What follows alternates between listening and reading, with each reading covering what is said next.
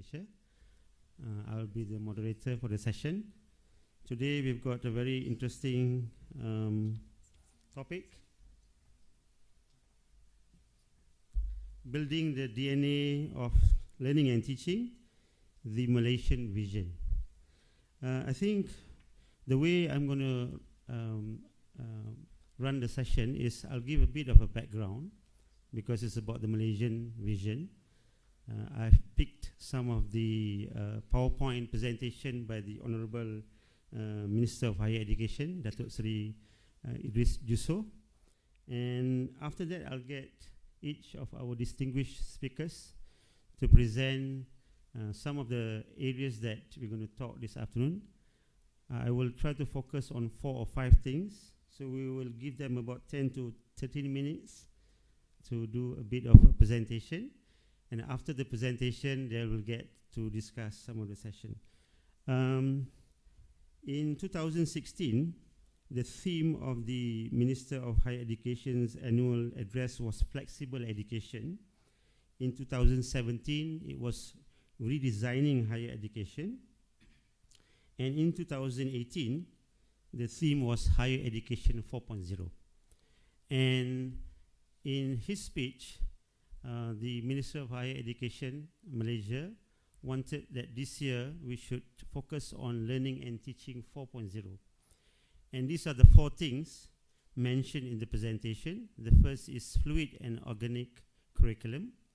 Second, 21st century pedagogy. Third, latest teaching and learning technologies. And finally, redesigning learning spaces. And actually, there's another one on professional development.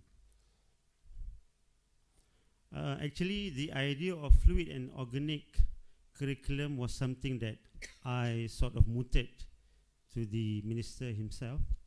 I have noticed that as far as curriculum is concerned at higher education, it's mainly a bit static and rigid.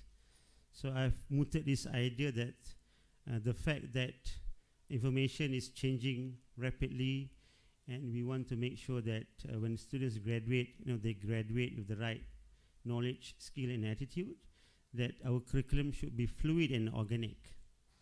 Now, if you want to know more about what is fluid and organic, actually, I think in your conference bag, we have got this nice design, very interesting facts on framing Malaysian higher education 4.0. And if you look at chapter 4, I think, okay, the Ministry of Higher Education came out with this, something called the Higher Education 4.0 framework. And there's some, if you can refer to page 87 of the booklet, this is the ideation of the fluid and organic curriculum. This is something I think new in Malaysia. And on this regard, I think Professor Carol will be sharing a bit about organic curriculum in the context of the UK. Next is 21st century pedagogy. I know some people say, why do you need all these gojis? In fact, 2 weeks ago, I bumped into a new goji called Cosmogogy. Yeah. So I said, wow, there's something called Cosmogogy. And when I Google, actually in 2016, a scholar came out with this idea of Cosmogogy. So on this maybe Goji thing, I think Prof. Karim will share some of his thoughts. Okay, sorry. Yeah. If we have time, we are also going to talk a bit about alternative assessment approaches. In his speech, the Minister of Higher Education mentioned this, assessment without examinations and lectures without classes. And if I still remember, the press picked up on this. Oh, this is interesting. Can we have lectures without classes? I think so. But we will, if possible, talk about this. Next. Okay, I think Prof. Karim is going to talk a bit about his thoughts on using the latest and teaching technologies. If we have time, we can also dwell into designing of learning spaces. Okay. And finally, I would like to touch on professional development for lecturers. Okay, I actually wanted to start the session talking about Education 4.0, but I'm so surprised that UITM now wants to talk about 5.0.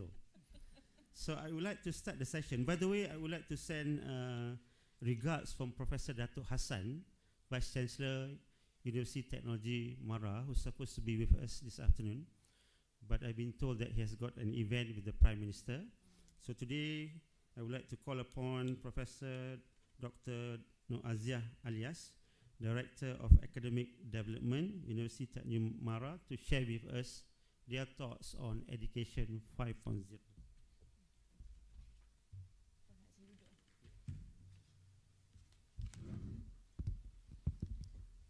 Bismillahirrahmanirrahim. Assalamualaikum warahmatullahi wabarakatuh.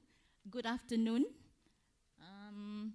Obviously, I'm not Dr. Hassan Syed, but he, as our VC, has always been very transparent and direct in terms of what he wants. So I think I can do, inshallah, some justice to what he wants to deliver today. So Education 5.0 is Datuk Hassan's idea of moving a little bit ahead of Education 4.0. But what we mean by Education 5.0 is actually going back to the human. We already have all the technologies and so on. So we are going to have a the idea of a smart learner, actually. But before that, let me just introduce my university for those who are not familiar with UITM. University Technology Mara is a mega university, I would say. It's a comprehensive university because we offer close to 500 programs and over 10,000 courses with 9,000 academics. So size is both a challenge, but at the same time, it's also an opportunity. So with all these people, 9,000 of them scattered across the countries, because we have 13 main campuses and 35 smaller campuses. So we have many talents and resources from all campuses across the nation. So we have a very active network within and outside.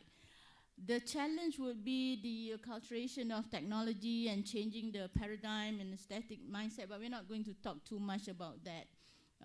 We would like to see, I would like to present how we translate Education 4.0 going on 5.0.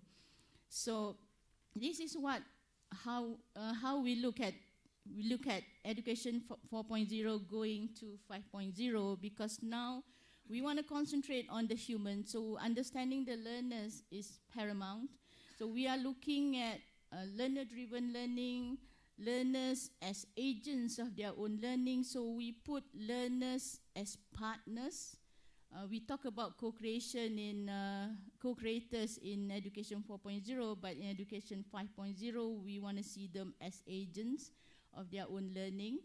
And we want to see seamless learning, not bounded by weeks and semesters. At the moment, our Malaysian academics are very, how do I say it? They want to see 14 weeks of classes. I don't think that will happen in the next 5 to 7 years or so. And we want to see students building their own personalized learning pathways and courses that are built based on learning bits and microcredits. That has been done. Prof. Karim is an expert on that. But that will help a lot in terms of seamless learning. And of course, we all would like the professors to be on demand rather than lecturers going to class and not having a certain expertise that people want to listen to. So in UITM, we look at the 5 phases of Education 5.0 as we see it.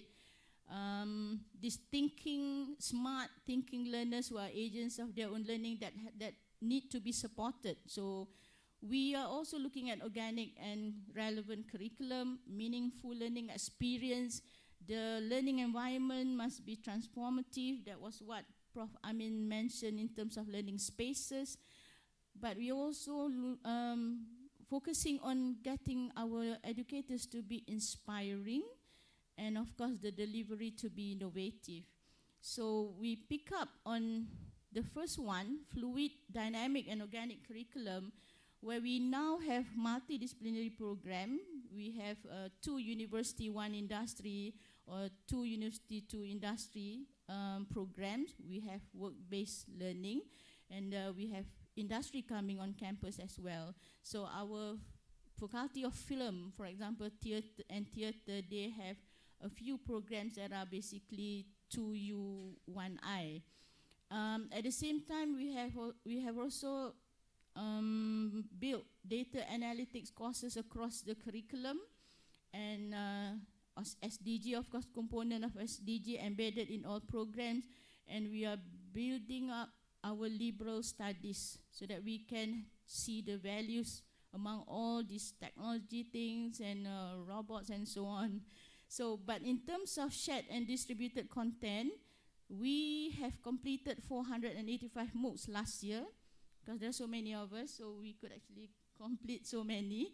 And we are going to add another 450 MOOCs by the end of 2018.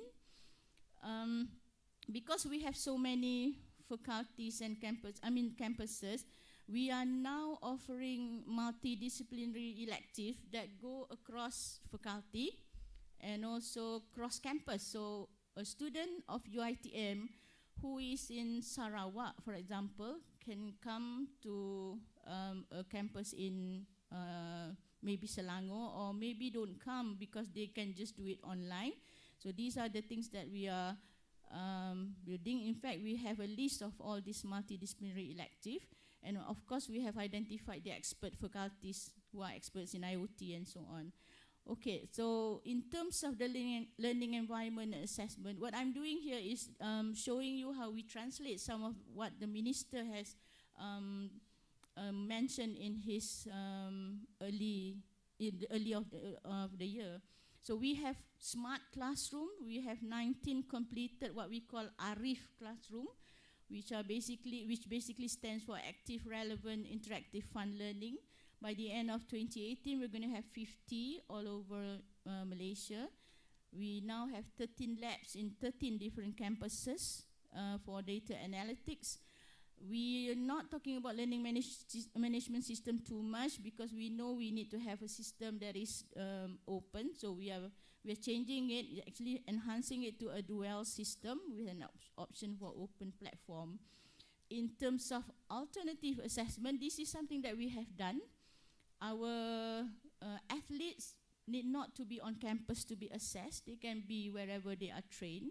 They can go online.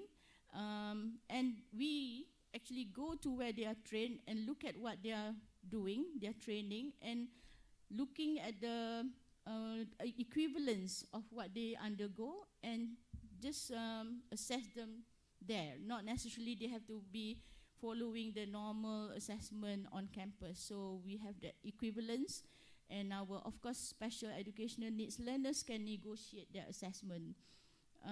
This is something that we are building, a question banking system. We are populating it to allow tests and quizzes to be taken at any time. I hope it will happen at least in the next 5 years or so, that students don't have to come in and sit for tests. They can just do it whenever they feel that are ready for it. So this is something that we started this semester, because we need to acculturate the no classroom thing. So we have done it. We call it Week Without Walls. So our students don't have to come to class. They can be learning online. They can be learning from experts. In fact, one of the courses on museum, they had a session with an expert from Egypt for about an hour. And they will be having another session from a museum expert in Greece. So our students are getting a more learning experience that is more meaningful in a way. They don't have to be reading from books all the time. So they're also learning from peers and learning at a global platform, learning in the community and learning at the workplace. So this is what we call our Week Without Walls at UITM. Other than that, this is something that we have just set up, our virtual Future Learning Center. It is virtual. You will not find it on campus. We have collaborative groups working, but under the monitoring of one head of delivery and learning development. So all these groups, if it's authentic assessment group, they will be working on authentic assessments. They will do some research, maybe build modules, and some have even rolled out their training modules. So these are some of the examples: learning with social media, VR and AR, IoT, big data, and so on. So our main idea about this Future Learning Center is that we have a cloud-based platform that connects passionate UITM academics. Because we are so big, we need to connect people from all over. If it's physical, then we are going to limit people who come in and work. So if it's online, many people can contribute. In fact, we have people from Malacca, if you're familiar with Malacca, working with people in Shah Alam and so on. Another thing is, these groups, they do not have to be there forever. They can build on something and then roll it out and then maybe dissolve. As new technology comes in, another group will come in and be set up and so on. So I think that is all that we have to share from UITM, University Technology Mara, Prof. Okay, thank you, Prof. Azia. I would like now to call upon Professor Carol Castley. She's a professor of work and learning at the Institute of Work-Based Learning, Middlesex University, United Kingdom. Oh, sorry. I'm so sorry. Thank you. Just check that's going. Okay. All right. Hello, everybody. Yes, I have developed my expertise in work-based learning, and my main focus is researching into how people learn at work. So what I've done, I hope, is to bring an example of a fluid and organic curriculum. And what we're here today to do is to look at the Malaysian Vision. And what you have here is a central system, which I think is going to provide you the support and information that you need on this. Coming from the UK, we don't have such a centralised system, but we do have a particular group of universities who've made themselves experts in this area, so it's not completely across the UK. And I've certainly been working in this area myself for over 20 years now. So this is the university. As you can see, it's completely covered with glass, but we have emulated a sort of cafe experience under the glass, which works really well for us and gives students a nice space. And this is part of what we're talking about, having the right kind of spaces for our students. So what I want to talk about is what a work-based curriculum might look like. And I have chosen the Workbased project. A Workbased project is a curriculum device that you can use.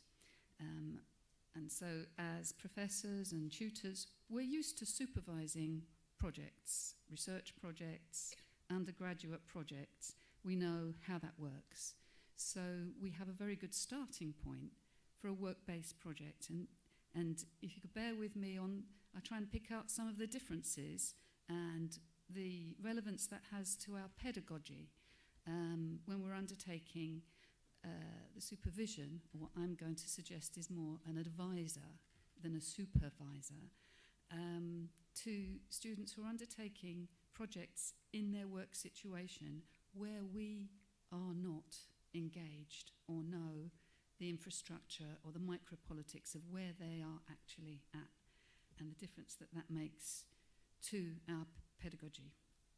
So first to say that the word negotiated comes up quite a bit. The negotiation can depend on how close this project might be to the actual work situation. Have you got a close working relationship, a university business collaboration, a UBC? So it might be that we're talking about a student on a placement or an internship, or at the other end of the scale, we might be talking about someone who's actually working full-time and doing a part-time course with us. So what I'm going to say works across the board, and you have to temper it according to the situation and according to the level, undergraduate or postgraduate.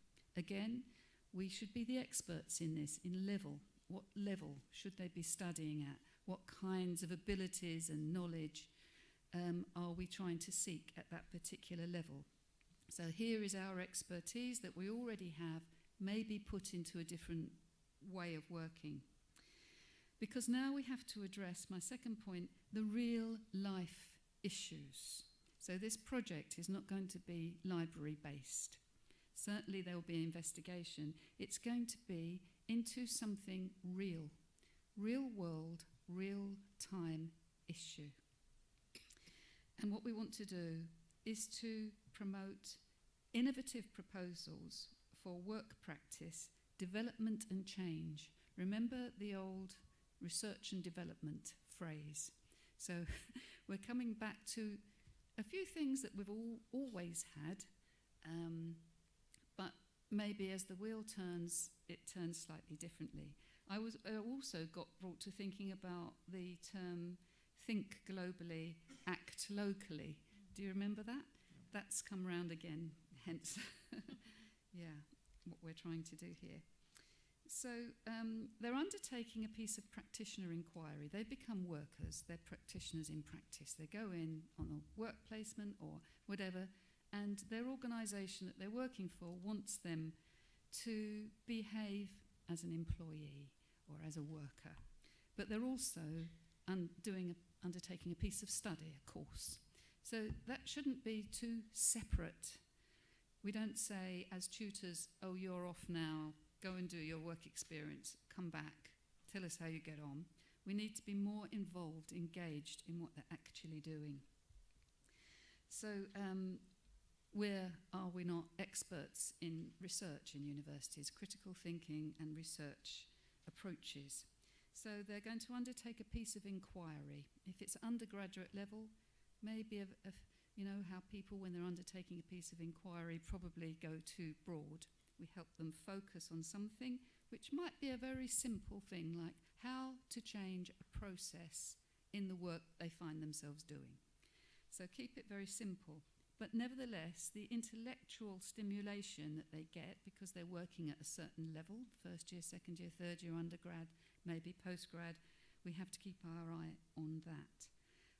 So they might interview people, they might undertake questionnaires, various different research approaches. They can use any of them. And this is to inform the planning and development of their project and how they're going to undertake the project. And identification of critical appraisal of relevant professional and other literature. So yes, they're going to do what you might consider is a traditional search and review of the literature. But they're going to search not just academic materials, they're going to search in the professional area in which they're in.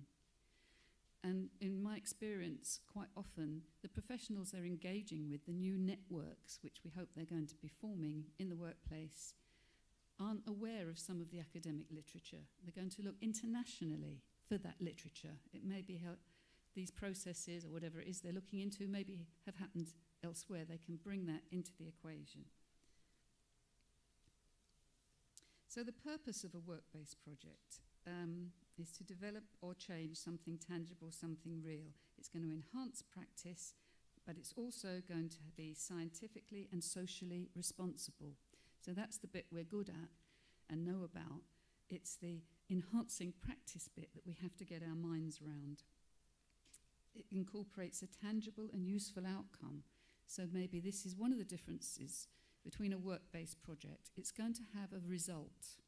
something which they can apply recommendations to their organisation. Simple as that. Those recommendations may or not be taken up, but it's the worthiness of those recommendations. If they're good and worthy, but maybe for whatever reason the organisation can't put them into practice, well, that's a real world situation. Nobody's fault, that's what happens.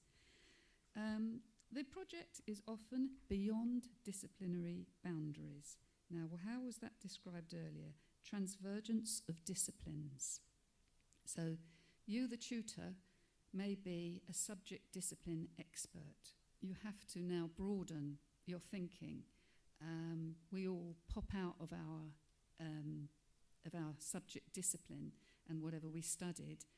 People have different careers. I certainly started off, I did my PhD in music education a long time ago. So I can't draw on that, but I can draw on the processes that I went through to do that.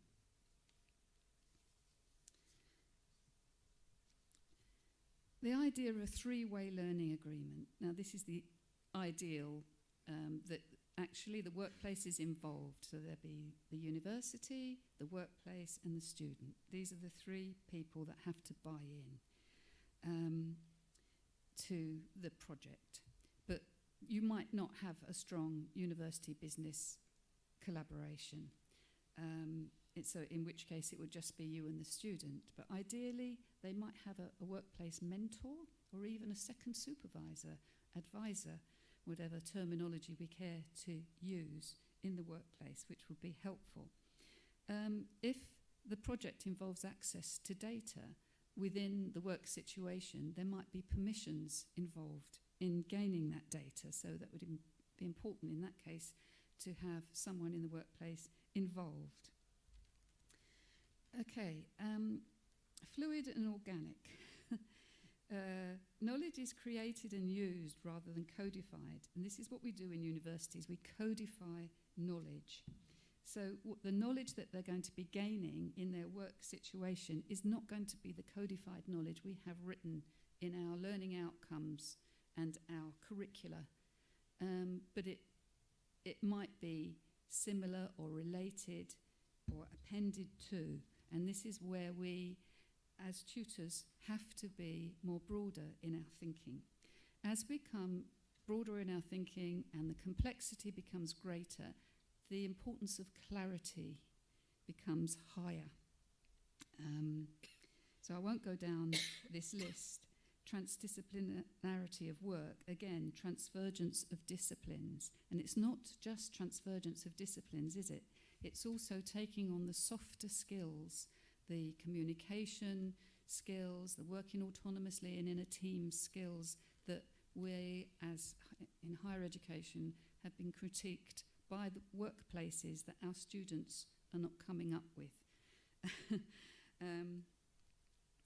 So moving on, the pedagogy, the advisory role, to maintain that three-way relationship. And it commonly involves parties other than the candidate that we have to, or can, if possible, negotiate with. If not, the student themselves is negotiating with other people in the work situation. So planning is important, and I'd like to say that it's not rocket science, although it sounds complex. I like to compare it to my days as a music teacher when I had a 13-piece band with everybody playing a different instrument, with everybody at a different level, and I had to assess it. Okay, so if that is possible, then we can get our heads around this. So, to summarise the skills base needed for advising for this new pedagogy that I'm suggesting is that we need to understand more about the particular context in which people are working in and how those contexts are different each time. So each student's going to come back with a different scenario about what's happening. And things often depend on what the workplace can do, what the resource is, what position they are. Can you undertake, I mean, if they come back and say, you know, this place isn't working really well, I want to do this project which is going to change the whole thing. well, you can't upset people who are your superiors in the workplace. You have to do something which is politically, acceptable. Those kinds of things are what you, as a tutor, are dealing with. Knowledge of inquiry methods, very similar to any other kind of project, but there's some differences in a workplace project. I mean, the ethical considerations might be different, working closely with the subjects of the research, for example, the fact that you're going to have an outcome, something tangible and real, and how you're going to deal with that. There are some differences. And assessment. I wanted to say something about assessment because that was one of the issues that came up, that assessment can be peer assessment, it can be self-assessment, but what are the criteria for assessment? We can't just keep the traditional learning outcomes that are based on subject disciplinary knowledge. There has to be some outcome, some assessment of whether these softer skills are being reached. So, for example, I'd like to suggest a knowledge outcome might be the ability to access relevant knowledge. How well have they accessed the knowledge that is relevant for the project they're undertaking? So a much more generalistic assessment criteria. And then you become, with whoever else might be assessing, the judge for this. Or the student themselves and their peers can, as we've probably all heard before, they get together and have a judge the peer assessment with each other. And that gives them a much better insight into their own learning and learning how to learn, which is what we want to imbue into them these days. So it's not just subject knowledge, it's work-based and personal, individual know-how. So professional development and personal development, a mixture of the two, and that should be throughout the project in the way they're learning, in the assessment criteria, and what we're aiming to do. So I've just got some references here to some work around this area. Thank you. Thank you, Carol, for the presentation and some very interesting insights. I will get back to some of the issues. I would now like to invite Professor Dr. Karim Alias, Director of the Center for Development and Academic Excellence, University of Science Malaysia. For your information, he is also one of the recipients of the National Academic Award for Teaching 2008. Thank you. So strong. Good afternoon, everyone. Sleepy time, so maybe we should do some interactive activity. Well, we don't have time, so I would like to share with you. I'm going to talk about people that matters, the students, and also the academics, the faculty. So the title is Crafting the Next Gen Learner Experiences. The word crafting there, the connotation of crafting, if you see the definition of the dictionary, a job or activity that needs skill and experience, or something produced using skill and experience. To me, the word craft or crafting or the craftsman is partly arts and partly science. So my aspiration, my vision for the future of, the educators all over the world and especially in Malaysia, all our educators should be a craftsman of some sort or a learning designer. That's my aspiration. And we are talking about the next gen learners here. I think a lot of conversation in this conference, we talk about the millennial, the Y and Z generation, and now the alpha generation and whatnot. And who are they? They are basically the generation distracted, some people call it, overwhelmed, distracted, impassioned. This is actually a great challenge for us educators. How do we, get connected with them, engage with them, and even in the audience here, as I'm speaking, you're already disconnected somehow. That's the fact, and I don't mind. I wouldn't be offended. But this is the thing, ladies and gentlemen.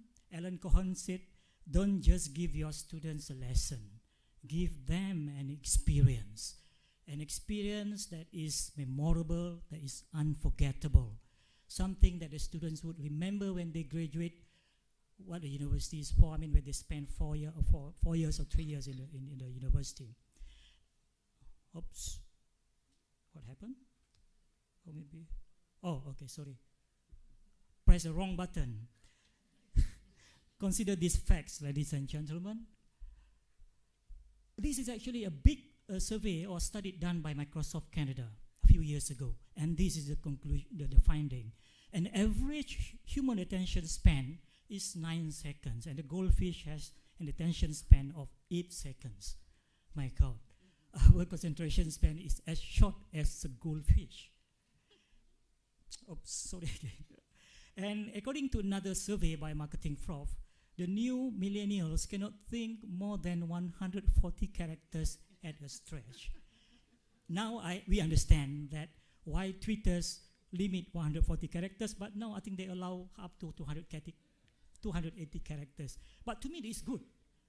Actually, I use Twitter a lot in my class. 1 hour class, after the 1 hour lecture or 1 hour class, I ask the students to summarize the 1 hour material in 1 tweet.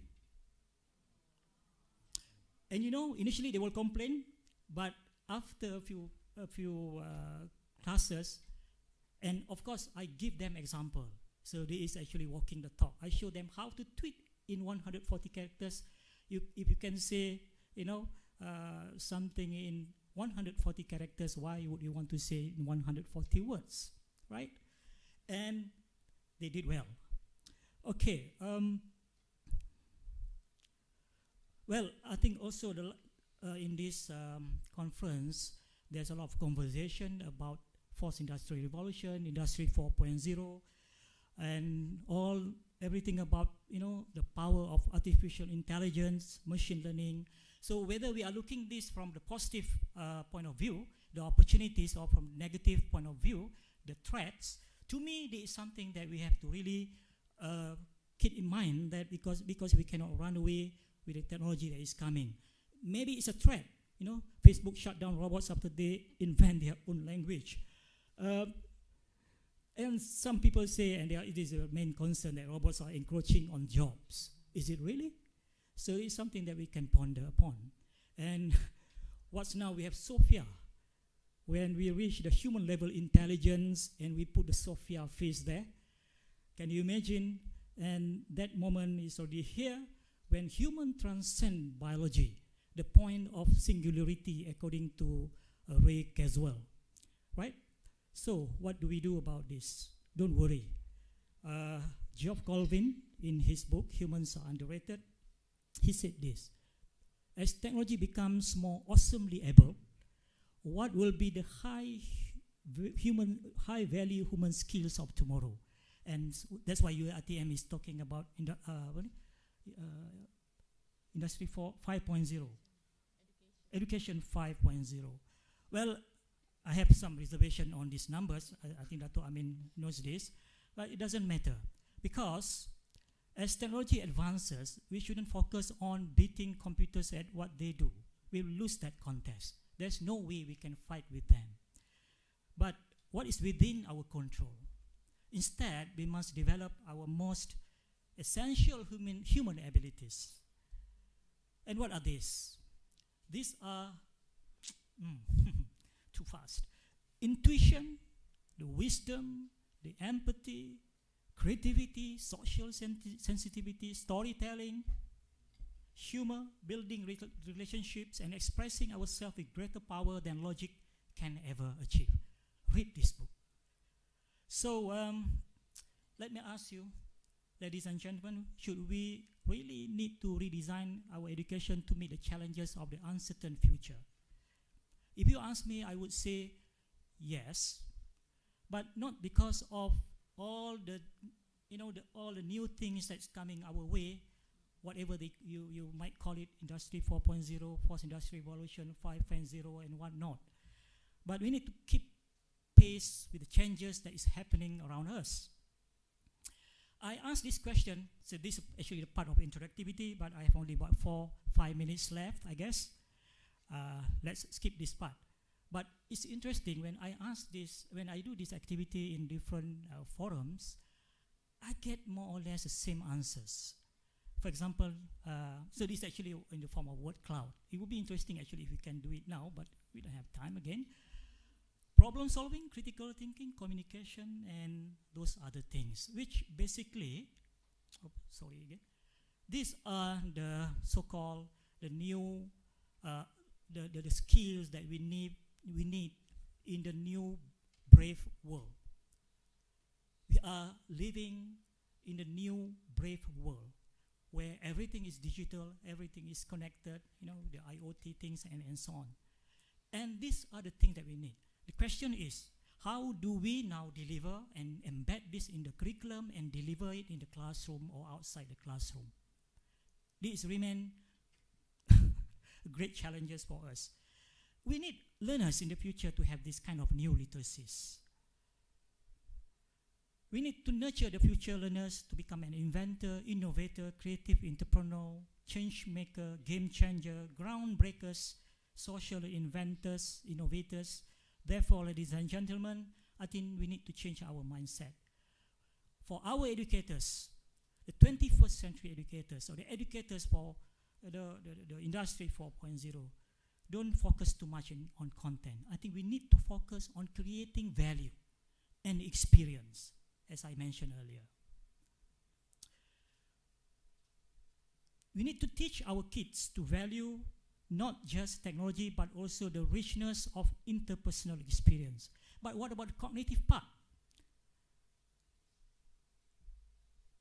Maybe we need to come up with what I would call a blueprint of thinking. I remember one of our prominent academics, Ramadan here, he said the best teachers are not those who teach you to think like them, but those who teach you to think without them. And one of our Malaysian prominent educators, he's still around, very experienced, and he shared this wisdom with us. He said, teach nothing but thinking. I remember challenging him with this statement, but basically it is all about thinking, and all this term that is flying around: hybrid thinking, exponential thinking, design thinking, computational thinking. So I think the most important thing when we think about crafting the learner experience or become a learning designer is about engaging minds of the students in our classroom. The key is to engaging minds in the classroom. Is the role of teachers to creatively design meaningful and relevant learning activities that engage students to think, work together in a group to accomplish certain tasks and get them to express their thought. It means that engaging the cognitive part, engaging their brain, engaging them in the critical thinking, solving problem, and so on. And therefore, so this is what I would say, and I urge, that don't just focus on content. Don't focus on covering the syllabus, but empower students to uncover it. I like this slide very much. Let the students uncover the syllabus with our guidance. This is from Sandy Novak. She said, it's not until students construct their own knowledge that true learning occurs. This, to me, the constructivist approach, as I understand it. I'm a food technologist. So this is how I understand this very beautiful concept. And just 1-2 minutes more. I would say this: education in the 21st century, the new economy, aesthetics and creativity are just important as technical knowledge.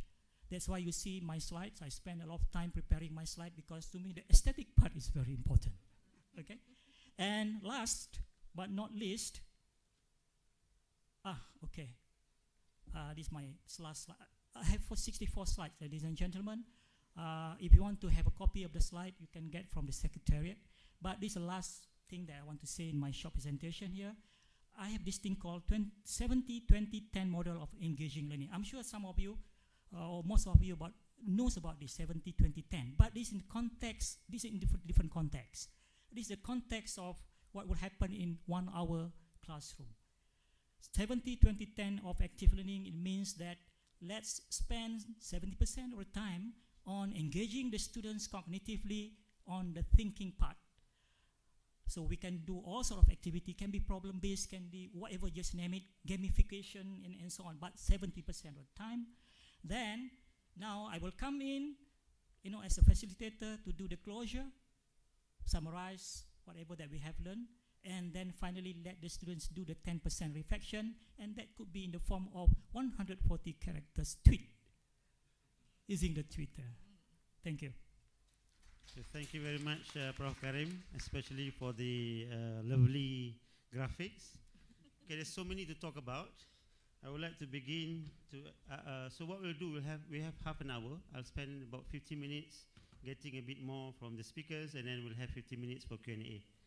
I would like to begin with this, again, this idea of fluid and organic curriculum. I think that the whole idea is that we can't afford to have our curriculum static and stagnant, so therefore it can be molded. So I would like to start with Carol. What are some of the challenges of actually implementing and making the curriculum organic and being able to negotiate that with the students? The challenges. Well, I think we construct our own within universities. So the challenges are getting every strata of the university working towards this. So those that run it with their policy, and those that implement things with their resources and their curriculum development, and then the people who are actually doing the learning and teaching level to maybe retrain or be flexible enough for their flexibility. So it's a whole organisational change that's needed, and also then the connection with the outside world. I mean, they don't call universities ivory towers for nothing.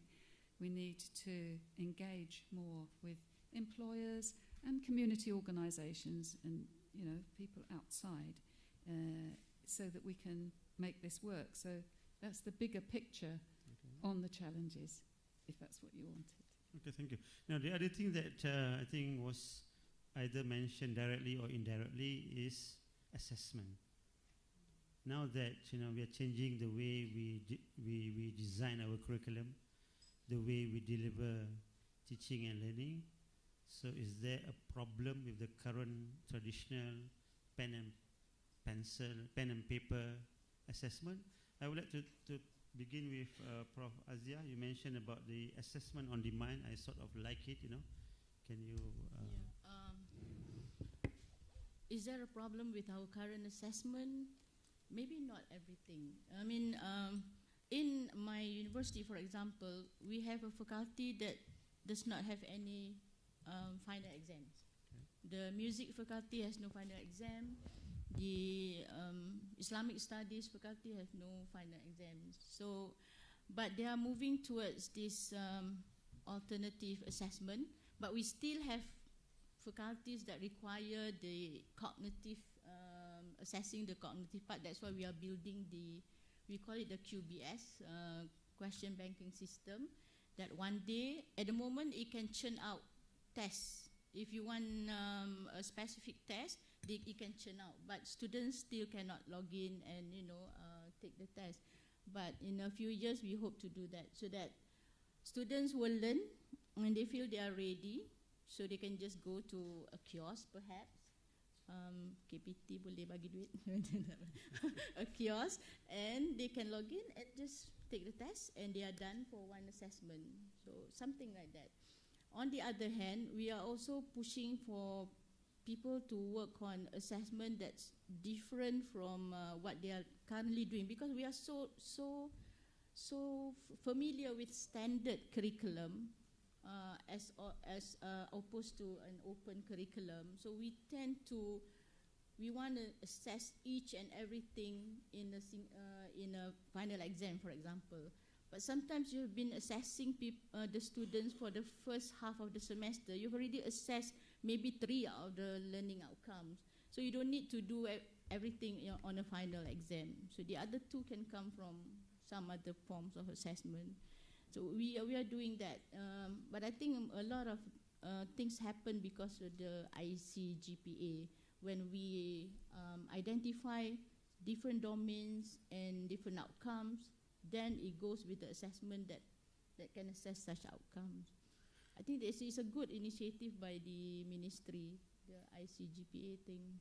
Okay, the other thing that is across the presentation is about the importance of the learning experience. And I like your final note, the 70-20-10 principle by Charles Jennings, that the experience is very important. So to move away from the content focus to, I call it learning focus or experience focus. Yeah. But the issue now, how do you assess experience? So maybe I would like to get just some feedback from Prof. Karim. Actually, in this book, we have mentioned a few alternative assessment, namely personalized assessment, integrated assessment.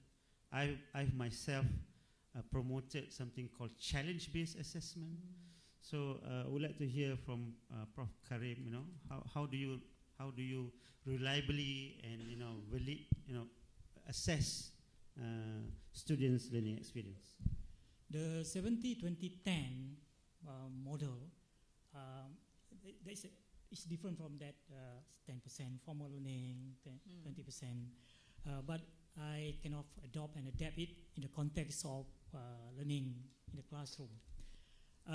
What's the best way of assessing what they have learned through that kind of structure, 70-20-10 in the classroom? To me, the best way is to, when we get them to reflect on what they actually learn, the whole experience. We are talking about the whole experience, not only in that particular classroom, that particular session, but when we continue to engage them through the online learning platform, through the various activities that we do before even they come to classroom, because we talk about the flipped classroom model. I've been using flipped classroom model for 4 years maybe now, and still perfecting. I don't know whether I will reach that level until become perfect. So I'm talking here, when I talk about experience, it's the whole wholesome experience of the students, even before they come to the classroom, during the classroom, and after the classroom. And you get them to reflect on those different level of experience. And the best way to me to assess what they have learned and what they have gone through in terms of not only the content-wise, but the engagement with the students in terms of developing the cognitive part.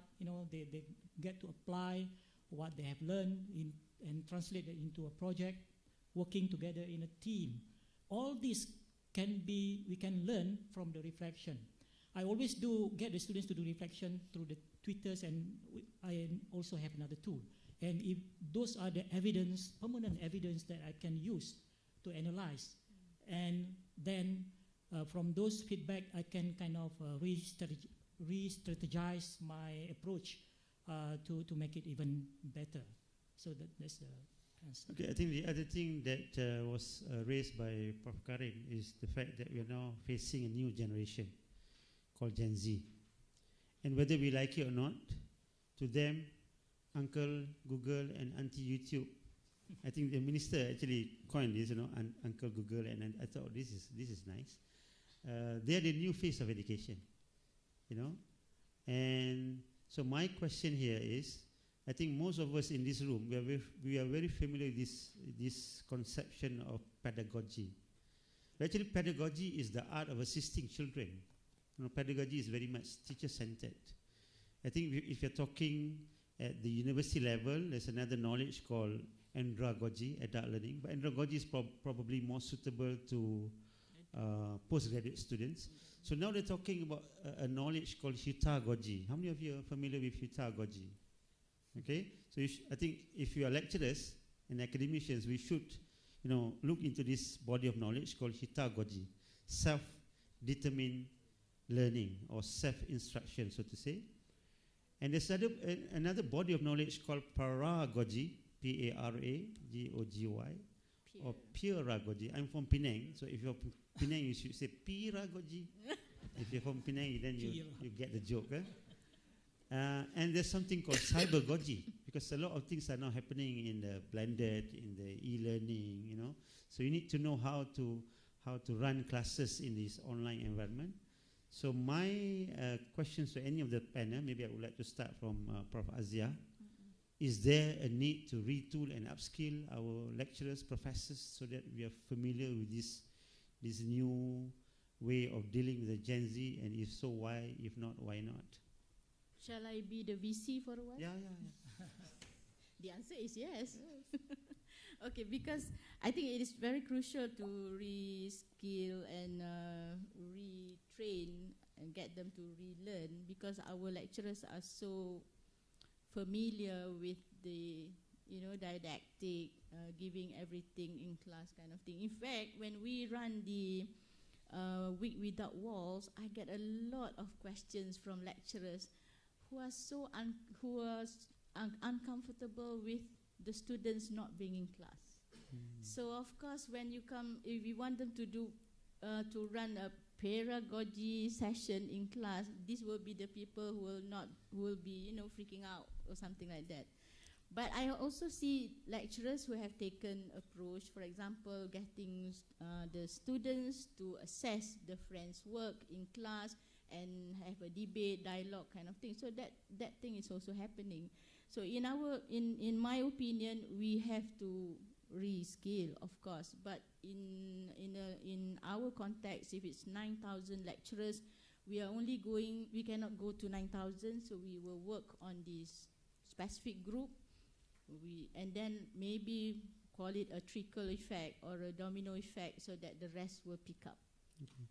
Before I get to Carol and Karim, maybe I would like to share that the Ministry of Higher Education, and I would like to congratulate and thank Datin Hamisa. Datin Hamisa, you would like to, this is the Director General of Ministry of Higher Education. She has actually commissioned me on a program called Educator 4.0. So at the moment, we have identified 20 lecturers from each public universities and polytechnic, and we want to turn them into Educator 4.0. And Prof. Azia is also one of the master's trainers.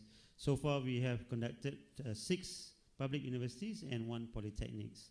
Yes, Carol, anything you would like to add on upskilling and retooling of professors, teachers? Yes, I agree. There's some development to be done for colleagues. And in my experience, many of these colleagues will do this kind of thing anyway. It comes natural to them to, you know, connect with their students and what their needs are. And some people, once shown or given an example of how it's done, will easily change. But then there's a few people that find it hard to change. It's quite hard to give up being the master with the student, you know, learning at the foot of the master image, and because that's what you're good at, that's your expertise, that's what you've been known for. And some of us find that harder to be flexible about. But I just want to pick up on what Karim was saying about reflection, because I think reflective practice is one of the key elements that we want our students to learn. Reflection and reflexivity, which means, you know, what it's like. You've got to acknowledge your position, because you've learnt in a situation in which you were one of the participants. So what difference did you make? And Donald Shern has written The Professional Practitioner in the 1980s, and all that stuff I think is still very valid. And if we ourselves as tutors can do it, then we can help our students to do it too. Prof. Karim, you have anything to add on the... Yeah. I know you've been doing some micro credential for, maybe you want to share that? Before that, on the retooling thing, I remember there's a quote by someone: "The moment you cease learning, you start dying." Can't remember now offhand, but yeah, it's not an option. I think if we really want to be the so-called 21st century educators in the we are at the brink of the fourth industrial revolution and whatnot. I think we need to retool and relearn new skills. I remember in 2012 when I was in Las Vegas for the biggest world exposition on educational technology. John Landau was a keynote speaker, and he was talking about how they invented technology for Titanic, the magical moment in Titanic using the technology that did not exist at that time. And those technology have made the movie Titanic box office because of those magical moments. The same technology was later adopted and adapted in education in the form of virtual reality and so on. But he said, I'm just wondering why the same technology that made Titanic box office but didn't change anything in education. And he said this, and I still remember, and I have a slide on it. And he said this, educators in the 21st century are at risk of becoming irrelevant. So to relate with that, my experience when I started on e-learning back in 1998. I'm a food technologist. I don't know a thing about e-learning, but I embarked on this in 1998.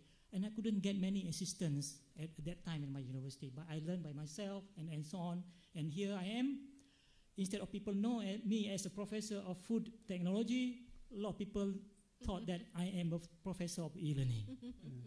So that's basically. Okay. Yeah, me too. I'm a professor of applied science, and in the region, people think that I'm the expert of e-learning. Okay, now we've got 15 minutes left, so I'm going to open the session to the floor. Please state your name, your affiliation, and who you would like to address the question. Yes, please.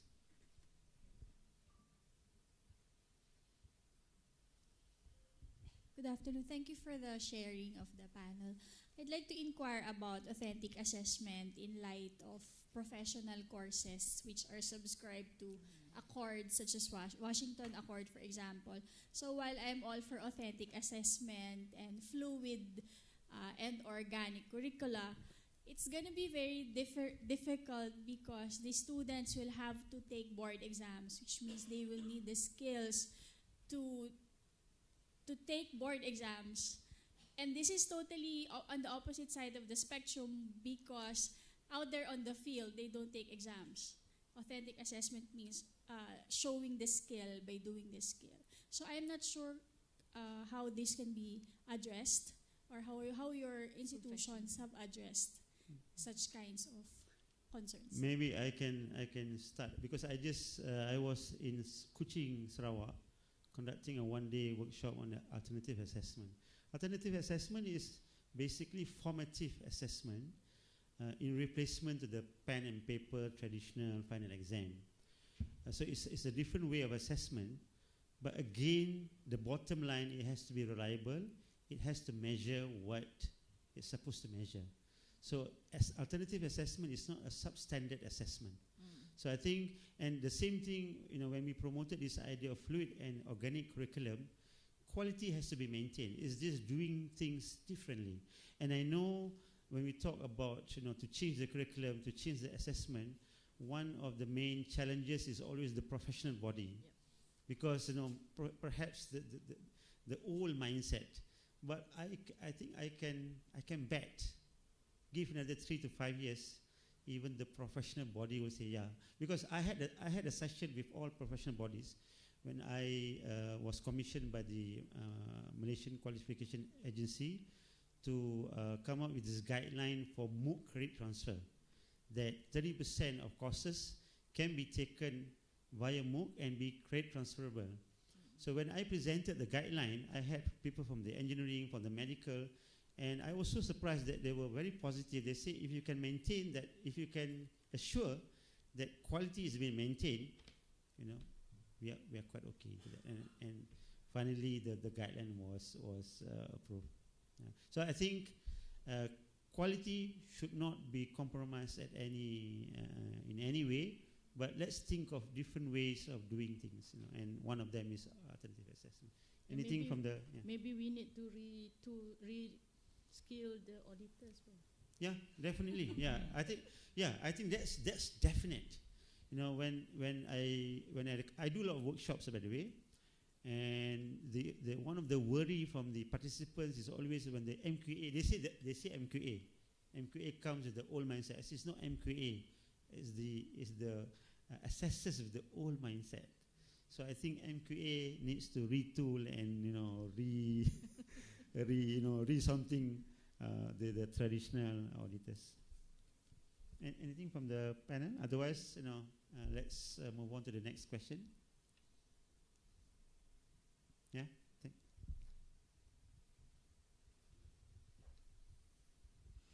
Thank you very much. My name is Professor Nasiru Metrale, Vice Chancellor, IBB University, Lapai.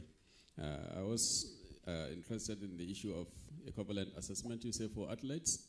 Can you please explain further? We do have situations whereby our athletes, when they are about to write exams, there's some competition somewhere they have to be away from the university. So when you mentioned that assessment for athletes, I became quite interested. So I would want you to explain more about that. Okay. Thank you. What we do in our university is that, for example, in a course, the athlete is supposed to be assessed on certain skills, and if they are on campus, the lecturers will be observing all the skills and giving them marks or something like that. So but if they are away on training, they may not be executing the same routine or whatever, but the thing that they do during the training is assessed, and they look for the equivalent. If you're supposed to, I'm trying my best to remember what they showed me. If you're supposed to stretch your hand, for example, so if they do that in the training, that is how they create the equivalence. That is one. Another way of them assessing is to set up everything on campus in a studio place where they have all the machines and all the readings, and the students will be over there, and he or she will be online and taking all the data and so on and doing the assessment from that. That is not equivalent. That is actually the same one, but doing it away while they are on training. I wish I can actually describe it further, but I'm not one of the sports science lecturers, but I have been to one of their sessions. Okay, any other questions? Otherwise, while waiting, can I pose some questions to you? Yeah? Okay. Now, let me talk a bit about personalized assessment. What if a group of students come to you? I mean, normally when do we have final exams? Like after at the end of the semester, maybe week 18, 20. Let's say, a group of students from this table come to the faculty and say, and this is week 5, not even week 20. We are ready to take the final exams. Are you okay? Can I personalize that and say, okay, now is there anything wrong if I say, yeah, if you think you're ready? I mean, do they have to wait for week 20 to sit for the exams? The fact that knowledge is everywhere, sometimes now materials are put on the web, So I'm just asking you, is that something wrong? I mean, you can still maintain quality, you can still use the same rigor, you can still use the same rubric, but instead of making it standardized that it has to be week 20, somebody says I'm ready at week 8.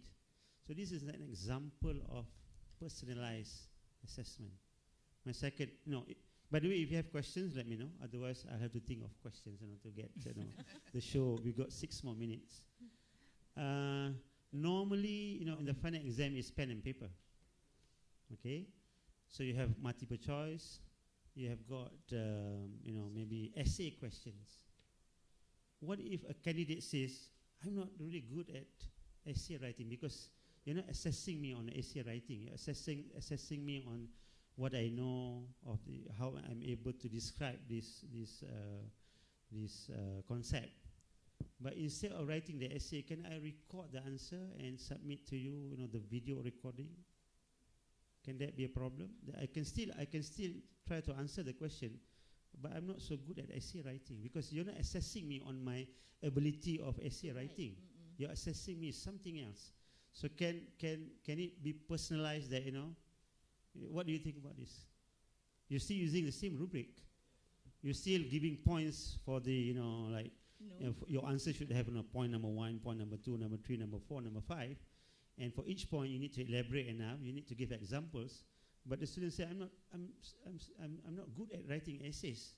But you know, I can tell you the 6 points. I can give you. You know, fundamentally, theoretically, is that wrong? Anyone? Why? Because we're not. You see, the exam is not. The exam is, let's say, on science. It's not about essay writing. It's just a different way of telling the answer. Yeah, but you see, this is my own personal opinion. When you are testing so many things. Let me give you an example. There are students who are so good at, you know, speaking, but if you ask them to write, but you see, it's a whole different. It's a different ball game. But we're not testing on speaking skill and writing skills. Yeah, but it's about the knowledge. You know, it's about science. It's about. Yeah, but as a student, you are learning so many things. Yeah, we can assess. We can assess writing and speaking in another test.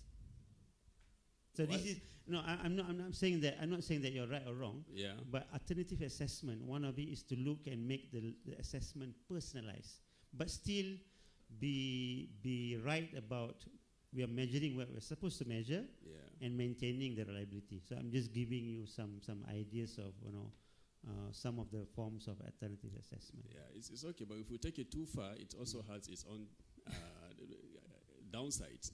Okay. I mean, if we take it too far, I mean, the students could contract even the time, and you know, when you are assessing, the way we look at it traditionally, if a student is, you know, taking an exam, even the time is also important. Otherwise, a 3-year program can then, you know, be contracted to become a 1-year program. I mean, if we stretch it too far.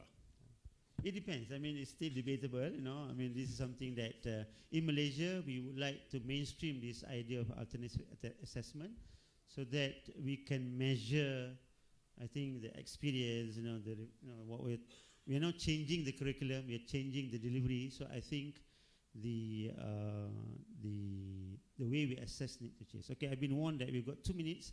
So I'm going to give 40 seconds each for the panel to the final say.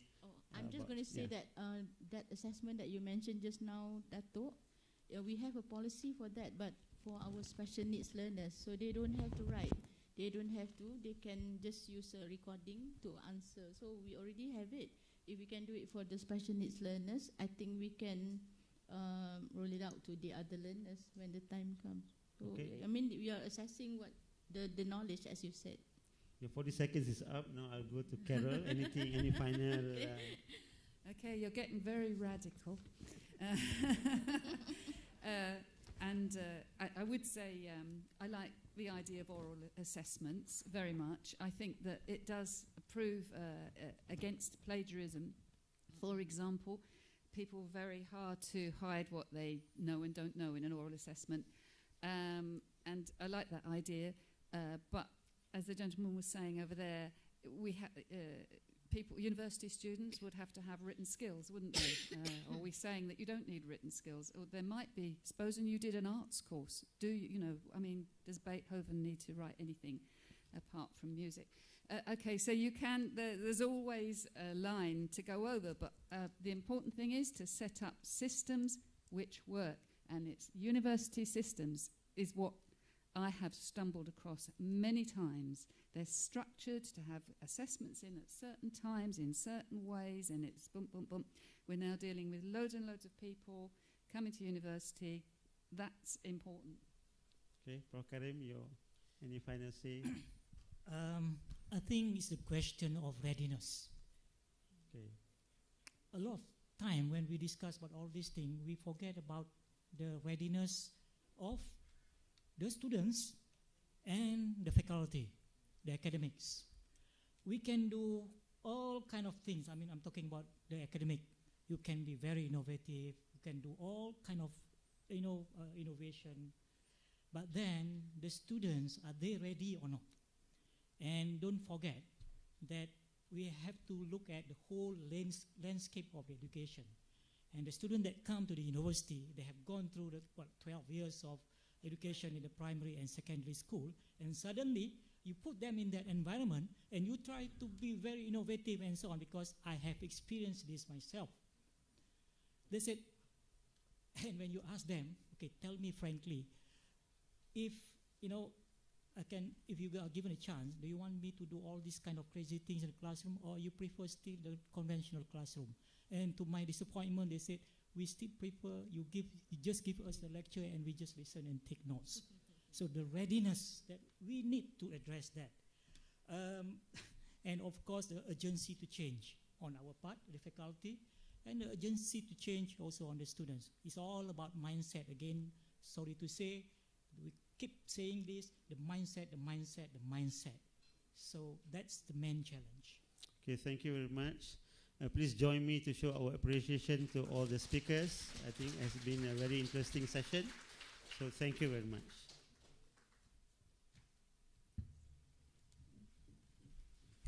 Ladies and gentlemen, dear participants, my name is Siti Noraina Azman on behalf of the Department of Higher Education, Ministry of Higher Education. Once again, let's give a round of applause to our speakers and as well as our moderator for this session today. So with that, we would like to give a little token of appreciation that has been prepared by the Department of Higher Education. And but with that, I would like to humbly invite Datin Paduka Insinyur Dr. Siti Hamisa binti Tafsir, the Director General, Department of Higher Education, Ministry of Higher Education, accompanied by Dr. Muhammad Nur Azman bin Hassan, the Deputy Director General, Department of Higher Education. Right. First of all, I would like to invite the speakers, Professor Dr. Nur Azia binti Alias.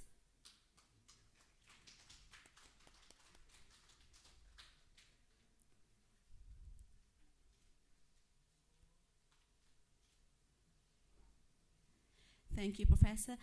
The second speaker, I would like to invite Professor Carol Costley.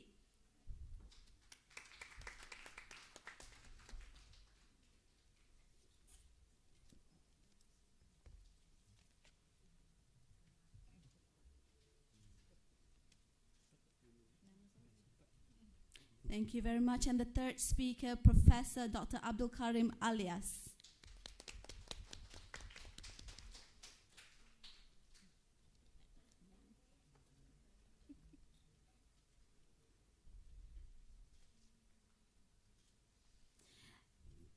Not to forget our moderator for today, who has been very active, Professor Dato Dr. Mohammed Amin MB.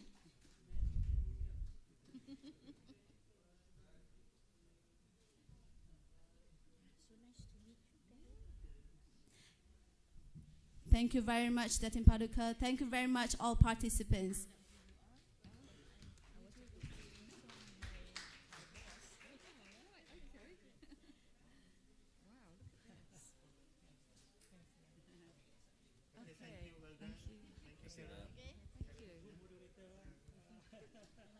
Okay.